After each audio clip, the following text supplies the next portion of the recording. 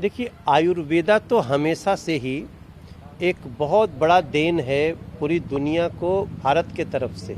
समय के साथ दूसरों ने इसका महत्व समझा, हम थोड़ा कम समझे। तो मैं समझता हूँ इस समय जो आयुष मंत्रालय ने ये इनिशिएटिव लिया है, ये इस संकट में बहुत ज़रूरी है और भविष्य के लिए भी बहुत आवश्यक है कि हम भारत के आयुर्वेदा के आयुष मंत्रालय द्वारा दिए जा रहे इंस्ट्रक्शन को खुद स्टडी करें और लोगों में बताएं। ये बहुत ही फ़ायदेमंद होने वाला है। आज प्रवासी मजदूरों की सबसे ज़्यादा दुर्गति अगर कहीं हुई है तो महाराष्ट्र में हुई है और दिल्ली में हुई है। महाराष्ट्र तो सीधे सीधे चिदम्बरम साहब के शासन में है, तो एक बार उनको अपने महाराष्ट्र सरकार को बोलना चाहिए कि 1500-1600 किलोमीटर दूर चलने के लिए मजदूर निकल पड़े और ये मजदूरों का दर्द समझ भी नहीं सकते।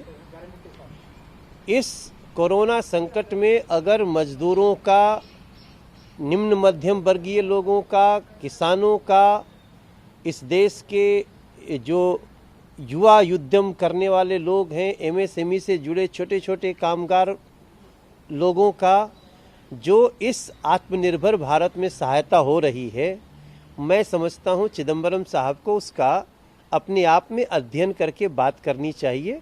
उनके जैसे स्तर के व्यक्ति से इस तरह का ओछा बयान शोभा नहीं देता है। देखिए, मुझे नहीं समझ में आता है कि अरविंद केजरीवाल जी को रेड जोन में शराब की दुकानें खोलने की इतनी जल्दी हो गई थी, लेकिन उनको 36,000 मीट्रिक टन जो राशन भिजवाया केंद्र सरकार ने, उसमें मात्र 63 मीट्रिक टन ही वो लोगों को दे पाए हैं। आज दिल्ली की जनता क्या चाहती है वो सर्वविदित है। एक बार आप सोशल मीडिया पे चले जाइए, एक बार लोगों की बयान कहीं देख लीजिए, तो समझ में आता है कि दिल्ली की जनता भी अपना बचाव चाहती है, आंकड़ों का सही उद्घोषणा चाहती है। तो निश्चित रूप से जो दिल्ली चाहती है उसको देर से ही सही अरविंद केजरीवाल जी समझें। तो देखिए, दिल्ली में मौत के आंकड़ों पे बहुत विवाद हुआ और आज जब हम लोगों ने इसको कहा कि भाई अगर आप मौत के आंकड़ों को छुपाएंगे तो लोगों को भ्रमित करेंगे और जो सरकार की विश्वसनीयता है उस पर सवाल नहीं उठना चाहिए कोरोना संकट में।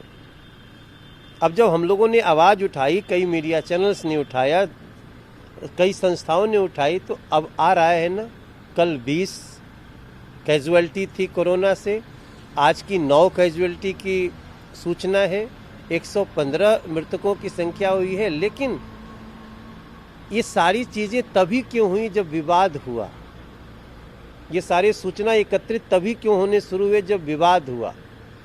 तो अरविंद केजरीवाल सरकार को हम अभी भी विपक्ष के नाते यही कहेंगे, कोरोना संकट में चूक मत करिए, कोरोना संकट में कोई ऐसी जानकारी मत छुपाइए जिससे लोगों के सतर्कता में उदासीनता आए।